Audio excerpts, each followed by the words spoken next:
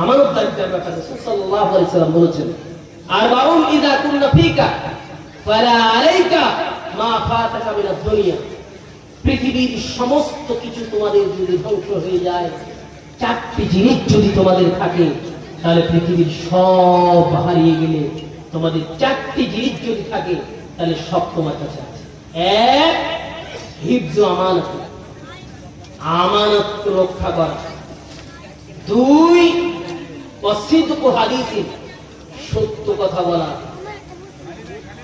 ওয়া হুসনু খলিকাতি, উত্তম ব্যবহার, শিষ্টাচার দেখানো।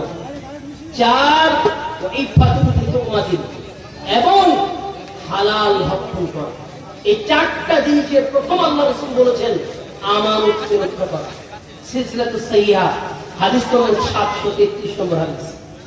এই হাদিসের আল্লাহ রাসূল সাল্লাল্লাহু আলাইহি ওয়াসাল্লাম বলেছেন যে আমানত যে ব্যক্তি রক্ষা করবে, সেই ব্যক্তির কাছে সব আছে। যদি সবকিছু পৃথিবীর হারিয়ে যায়, যদি চারটা জিনিস তোমার মাঝে থাকে, তাহলে বান্দা শুনে রাখো, তোমার মাঝে সবকিছুই বিদ্যমান, তোমার কাছে কোনো কিছুই হারিয়ে যায়নি। এটা রাসূল সাল্লাল্লাহু আলাইহি ওয়াসাল্লাম স্পষ্ট ঘোষণা করেছেন। তাহলে আমানতদারিতা কি সেটা আপনাকে বুঝতে হবে। আমানতদারিতার ব্যাপারে আজকে আমাদের মাঝে কোনো আমানতদারিতা নেই। আমানতদারিতা মানে হচ্ছে কথার আমানত।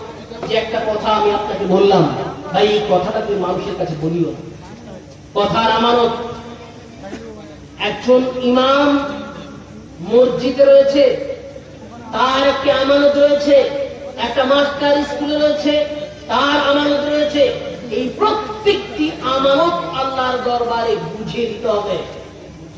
আল্লাহ রাসূল আল্লাহ তাআলা কোরআনে স্পষ্ট বলেছেন, আল্লাহ এটা হাদিসে কুদসি আল্লাহ রাসূল হাদিসে বলছেন, শোনো যে আমি হারামতু যুলমা আলাইয়া, আমি আমার প্রতি জুলমকে হারাম করে দিয়েছি।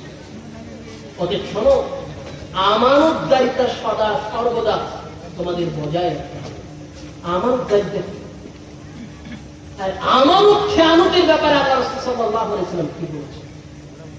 আর আমানতের খেয়ানত আমাদের সমাজের 90% ব্যক্তি